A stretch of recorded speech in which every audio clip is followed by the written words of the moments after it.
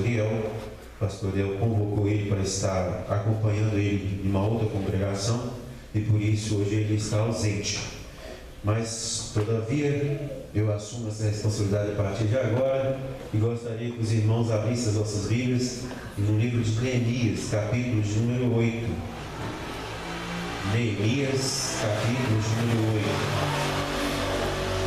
A mensagem que nós queremos compartilhar aqui, o ensinamento, tem um título, e o título é O Efeito do Verdadeiro Avivamento através da Palavra de Deus. Vamos lá junto comigo?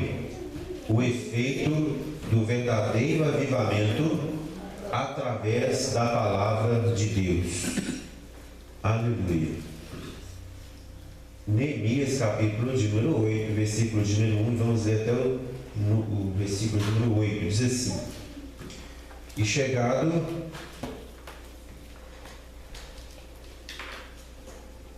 o 7º mês, e estando os filhos de Israel nas suas cidades, todo o povo se ajuntou como um só homem na praça, diante da porta das águas, e disseram a Esdras, o escriba, que trouxesse o livro da lei de Moisés que o Senhor tinha ordenado a Israel. E Esdras, o sacerdote, trouxe a lei perante a congregação, assim de homem como mulheres e de todos os entendidos, para ouvirem no primeiro dia do 7º mês. E leu nela diante da praça que está diante da porta das águas, desde a manhã até meio-dia, perante homens e mulheres e entendidos, e os ouvidos de todo o povo estavam atentos ao livro da lei. E Esdras, o escriba, estava sobre um púlpito de madeira que fizeram para aquele fim, e estavam em pé junto a ele à sua direita Matitias e Sema, Anaías, Urias, Ilquias, Massaéas, e à sua esquerda estavam Pedaías, Misael, Alquias, Assum, Rasbadana, Zacarias, Mesulão. E Esdras abriu o livro perante os olhos de todo o povo, porque estava acima de todo o povo. E abrindo ele, todo o povo se colocou de pé. E Esdras louvou o Senhor, o grande Deus. E todo o povo respondeu: Amém, Amém, levantando as suas mãos, e inclinaram-se e adoraram o Senhor com o rosto em terra. E Jesua, Bani, Serabias, Jamim, Acube, Sebatai, Edias, Maséias, Quetias, Arias, Josabade, Amã, Peslaías e os levitas ensinavam o povo na lei, e o povo estava aos seus postos. E leram no livro, na lei de Deus, e declarando e explicando o sentido da palavra, faziam com que lendo se entendesse. Amém e graças a Deus. Vamos orar. Quem quer fazer algum pedido específico de oração? Vamos orar pela irmã Vera Lúcia, que está sofrendo luto na sua família, né? Que Deus tenha misericórdia e vá apaziguando o coração da dor da perda de um ente querido. E Deus abençoe cada um de nós, Pai, em nome de Jesus. Estamos diante da Tua presença, pedindo a Tua graça e a Tua misericórdia, Senhor, a favor, meu Pai, de todos nós. Daqui estamos diante da Tua presença e estamos aguardando a manifestação do Teu poder e da Tua graça, meu Pai. E estamos aqui dispostos a ouvir a Tua palavra. Fala conosco, Pai, em nome de Jesus. Pedimos a Tua graça pela nossa irmã Vera Lúcia, que está passando por esse momento de dor, de perda do seu ente querido. Vai confortando o coração dela, Pai. Lembra-te dela. Põe a Tua bálsamo na alma ferida e traga, meu Pai querido, a alegria e a esperança em seus corações. Nós pedimos, ó Pai, em nome de Jesus. Nesses minutos que nós aqui estaremos, ó Pai, estamos inteiramente à Sua disposição. Então fala conosco e usa-nos conforme a Tua vontade. Em nome de Jesus. Amém. E graças a Deus. Bom, meus irmãos, esse texto que nós lemos em Neemias, ele vai mostrar um grande momento na reconstrução de Jerusalém. Todos nós já conhecemos um trecho da parte de Neemias. A maioria de nós, da parte que nós mais conhecemos de Neemias, é a parte em que ele vai para a reconstrução do muro, em que ele vai trabalhando, e tem alguns dos seus inimigos, né, Tobias, Sanbalate, querendo atrapalhar a construção do muro, mas a gente tem uma frase célebre, né, que é repetida muitas vezes através de Neemias, que ele repete, né, fala: estou fazendo uma grande obra e não posso parar. Mas até o capítulo de número 6 e número 7 de Neemias, a gente vai ver Neemias restaurando os muros de Jerusalém, né? São duas frentes de trabalho que Neemias se prontifica a trabalhar em Jerusalém, porque eles estavam cativos na Babilônia, e enquanto lá eles estavam, Jerusalém estava destruída, as portas estavam destruídas, os muros destruídos, e Neemias olhou aquilo e viu aquilo com grande tristeza. Como que pode a casa de Deus estar destruída completamente? Como a cidade de Deus, Jerusalém, poderia estar abandonada? Então Neemias orou ao Senhor, pediu Deus graça para reconstruir o muro de Jerusalém. E ele se empenhou a fazer isso. E diz a palavra, nós já lemos várias vezes, que com 52 dias ele reconstruiu os muros de Jerusalém, com a graça de Deus, é claro, porque isso é uma obra miraculosa. Porque quem é pedreiro aqui, eu tenho noção de pedreiro, sabe que não se constrói um grande muro com 50 dias, principalmente nas estruturas a quais Jerusalém, que no muro daquele lá dá para morar uma pessoa em cima do muro. Então é serviço para mais de meio de anos. Mas ele com 52 dias conseguiu reconstruir. Mas não bastasse apenas os muros, o templo também estava destruído. E eles trabalharam, Neemias trabalhou para reconstruir o templo do Senhor, que é o lugar de adoração, é o lugar de estabelecer o contato com Deus, daquela casa de Deus que estava em ruína. E Neemias foi lá e trabalhou, reconstruiu o templo. Fez o templo novamente que estava em ruína, restabeleceu as portas, janelas, colocou as coisas no lugar, mas o templo, na verdade, por si só, as suas paredes levantadas, as suas portas restabelecidas, é insuficiente, porque o que vale mais no templo não é as paredes nem a janela, mas o que vale mais no templo é a presença de Deus, né? E a presença de Deus está representada através do Espírito Santo e através da palavra de Deus dentro do templo. A igreja que é bonita, a igreja que é bem enfeitada, a igreja que é bem articulada, a igreja que tem muita gente, a igreja que tem vários apetrechos que trazem conforto para dentro dela, mas se não tiver a palavra de Deus, é uma igreja morta. É uma igreja morta, porque o que verifica a igreja, o que dá poder à igreja, o que purifica a igreja, o que consagra a igreja é a palavra de Deus. E a palavra de Deus naquele tempo, que era os escritos de Moisés, a lei que Deus havia dado a Moisés, estava perdida, estava esquecida. Ninguém fazia questão da palavra, não sabia nem por onde que andavam os rolos a quais estavam escritas as leis que Deus tinha dado a Moisés. O povo estava perdido completamente. Os sacerdotes não faziam o seu trabalho, os levitas não faziam o seu trabalho, ninguém estava fazendo o seu trabalho. A igreja do Senhor estava entregue às moscas, estava completamente abandonada. E Neemias vai lá, dá uma renovada no templo, e ele vai lá e vasculha os escombros do templo, e no meio dos escombros do templo ele acha o livro da lei do Senhor, ele acha a palavra de Deus que estava perdida. E ao achar a palavra de Deus, ele então traz o povo então a responsabilidade, e fez então uma semana de avivamento, começando pela manhã de avivamento. Nós temos aqui um hábito, por exemplo, na Assembleia de Deus, de vez em quando vamos fazer um avivamento, amanhã com Deus. O Neemias fez uma manhã com Deus. Vai dizer aí que ele reuniu o povo na praça e fez uma festa na praça, fez um culto na praça, uma manhã com Deus na praça. Não sei se a igreja era pequena, não cabia todo mundo, mas ele chamou também para a rua, pessoal, na frente da igreja, colocou na frente da igreja, fez um púlpito de madeira, não sei se como esse, melhor que esse, ou menor do que esse, mas fez um púlpito de madeira e começou a abrir a palavra. Pessoal, vamos agora ministrar a palavra de Deus que está em esquecimento. E a palavra de Deus, irmãos, é a palavra que traz avivamento, é a palavra de Deus.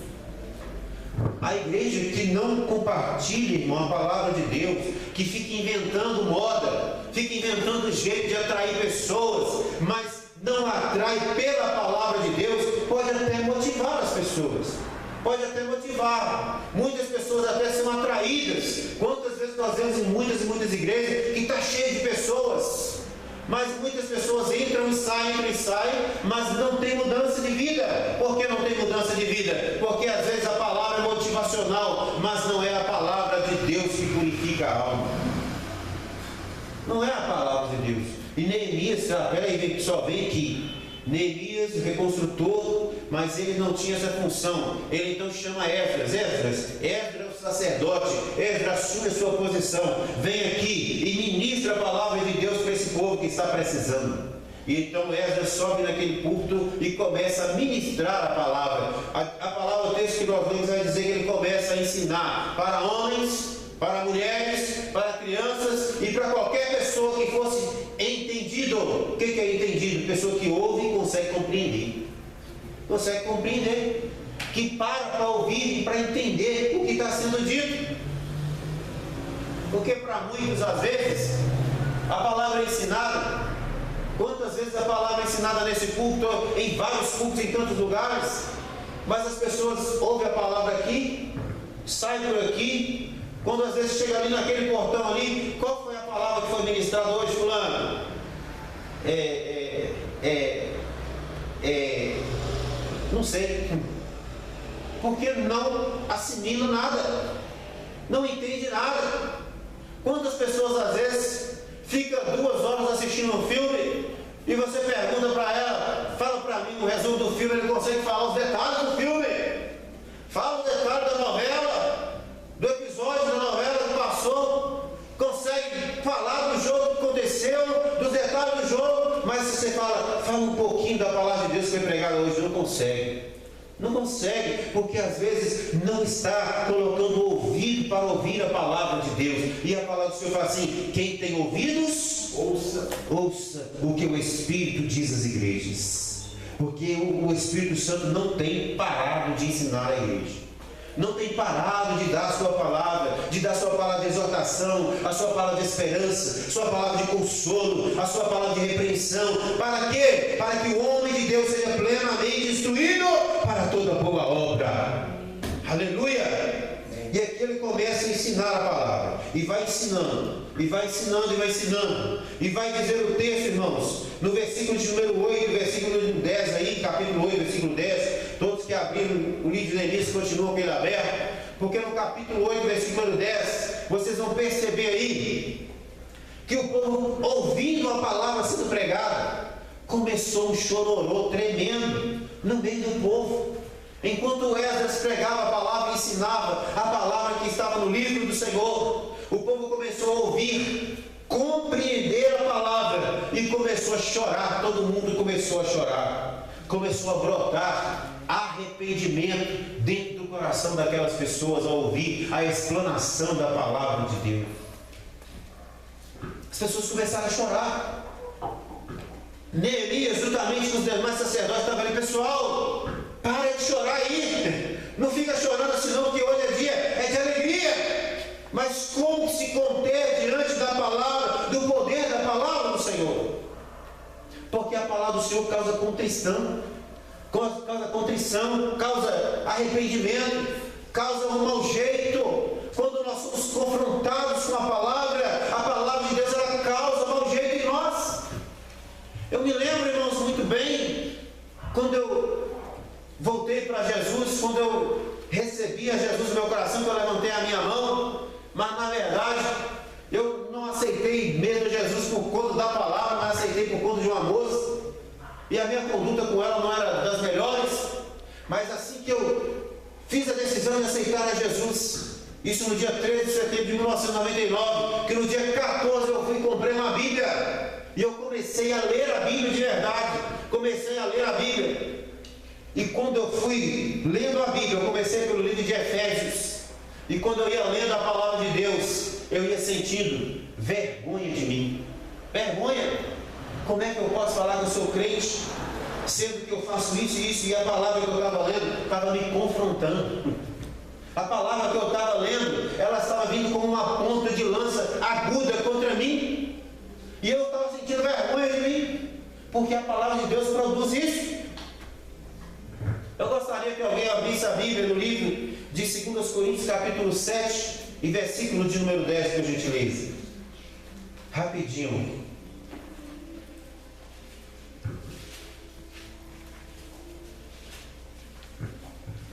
Porque a tristeza, segundo Deus, opera arrependimento para a salvação, da qual ninguém se arrepende, mas a tristeza do mundo produz amor. Obrigado. A tristeza, segundo Deus, produz arrependimento. Quando nós somos confrontados pela palavra de Deus, de verdade, quando nós realmente deixamos a palavra de Deus ser internizada dentro do nosso coração, e nós vemos que a nossa conduta não é compatível com aquela palavra, diz a palavra que é tristeza. Há uma tristeza dentro do nosso coração, só que é uma tristeza segundo Deus. E a tristeza segundo Deus produz arrependimento. A gente produz arrependimento. Senhor, tenha misericórdia de mim. Eu preciso mudar a minha conduta. Eu preciso mudar o meu jeito. É por isso, irmãos, que a palavra de Deus, irmão, a gente fica meio abestalhado, porque muitas pessoas querem vir para a igreja e sair daqui feliz, rindo, doidado. Mas o melhor mesmo, irmãos, o melhor mesmo é quando você vier à igreja, ouvir a palavra de Deus, e você sair daqui entristecido, com a palavra martelando na sua cabeça, no seu coração.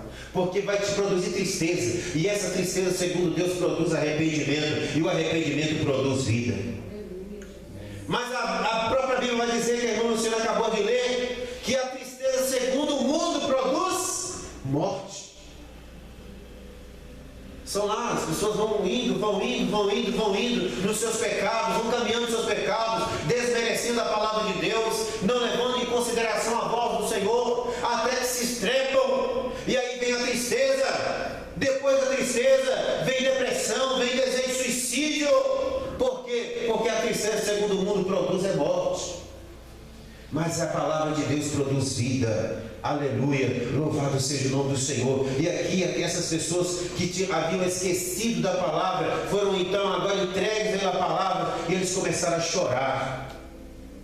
Começaram a chorar e lamentar, mas essa dá uma palavra de esperança para eles. Agora vocês levantem as vossas cabeças, vamos sorrir, porque a alegria do Senhor é a nossa força. Aleluia, está aí no versículo de número 10, capítulo 8, versículo 10. Alegrai-vos, porque a alegria do Senhor é a nossa força. Aleluia, louvado seja o nome do Senhor. E aí eles começaram então a ver, depois de serem colocados diante da palavra, muitas coisas começaram a acontecer no meio deles. Um verdadeiro avivamento começou a acontecer naquela congregação de Israel, naquele momento, à medida que foram recepcionando a palavra de Deus. No capítulo de número 1, número 9, versículo 1 e 2, vocês vão ver que eles começaram a se arrepender dos seus pecados. Diz aí no capítulo 9, versículo 1 e 2, fala que no dia 24 desse mês, se ajuntaram os filhos de Israel com jejum, com sacos, e traziam sobre si terra. E a geração de Israel se apartou de todos os estranhos, e puseram-se em pé, e fizeram confissão dos seus pecados e das iniquidades do seu povo.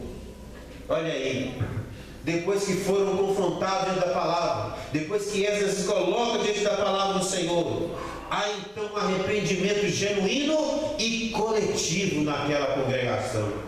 Todo o povo então se colocou de joelho diante do Senhor, colocou pano de saco, colocou terra nas suas cabeças em sinal de humilhação, e começou a confessar o Senhor os seus pecados. Cada um começou a chorar diante de Deus e colocar diante de Deus a sua miséria. Senhor, tenha misericórdia de mim porque sou pecador. Tenha misericórdia de mim porque sou isso. Tenha misericórdia de mim porque sou aquilo outro. E o Senhor começa a contemplar o choro e o lamento daquele povo. E diz a palavra do Senhor que um coração contrito e quebrantado o Senhor não despreza. O Senhor não despreza, né? Um coração soberbo, um coração altivo, orgulhoso, o Senhor, diz o Senhor que Ele dá graça aos humildes, mas abate os soberbos, né? Então aqueles que aqui se humilhavam, o Senhor começou a descer sobre eles o seu Espírito, E eles começaram a sentir alegria a partir daquele momento em que começaram